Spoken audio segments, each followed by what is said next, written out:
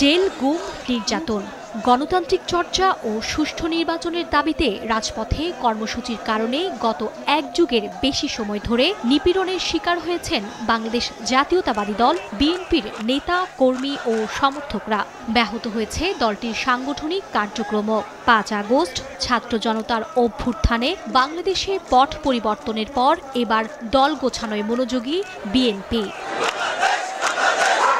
প্রথম দফায় ২৮ সেপ্টেম্বর একযোগে দেশের ৩টি বিভাগ চট্টগ্রাম, সিলেট ও বরিশালে ছাত্রদল, যুবদল ও স্বেচ্ছাসেবক দলের কর্মী সভা অনুষ্ঠিত হবে। সার্বিক তত্ত্বাবধানে কাজ করবে ৩টি কমিটি।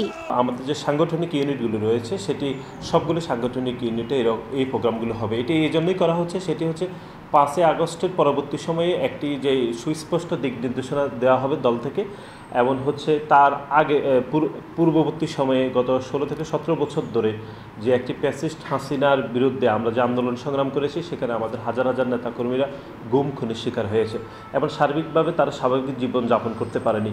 সুতরাং আমরা যেটি মনে করছি সেটি হচ্ছে এখনকার যে সম্মেলনটি হবে যৌথভাবে, সেটি হচ্ছে আমাদের দলের ভারপ্রাপ্ত চেয়ারম্যান জনাব তারেক রহমানের যে বিশেষ বার্তা, সেটি হচ্ছে তৃণমূল একদম পৌঁছে দেওয়া হবে এবং একই সাথে সাথে আগামী রাজনীতি কোন পন্থায় পরিচালিত হবে এবং সেই রাজনীতিতে কতটা মানবিক, কতটা সাম্য এবং স্বাধীনতা সার্বভৌমত্বের বিষয়গুলো সম্মিলিতভাবে উপস্থাপিত হবে, সেই বিষয়গুলো তৃণমূলকে একদম জানিয়ে দেওয়া হবে। ইতিমধ্যে আমরা বিভাগীয় পর্যায়ে সভা করেছি, এখন জেলা পর্যায়ে আমরা ৩টি অঙ্গ সংগঠন মিলে যৌথ সভা করতে যাচ্ছি। লক্ষ্য উদ্দেশ্য একটাই, নেতাকর্মীদের মাঠে রাখা, সাংগঠনিক কাজকর্মের মধ্যে ব্যস্ত রাখা। কোনো জায়গায় আমরা সম্মেলন করতেই চেষ্টা করেছি, পারি নাই। কোনো জায়গায় আমরা মিলনায়তন ভাড়া পাচ্ছি না, কোনো জায়গায় আমরা গেলে, জেলা সফরে গেলে আমরা থাকার হোটেল পর্যন্ত পেতাম না, থাকার অনেক সমস্যা হতো।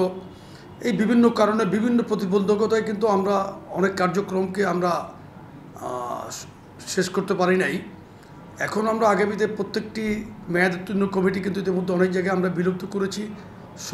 সব জেলাতেই আমরা শক্তিশালী কমিটি নতুন করে গঠন করব। একটি সুষ্ঠু এবং সুন্দর নির্বাচনের জন্য সুষ্ঠু রাজনৈতিক পরিবেশ প্রয়োজন। সেই রাজনৈতিক পরিবেশটা নিশ্চিতকরণের জন্যই আমাদের এই কর্মী সভা।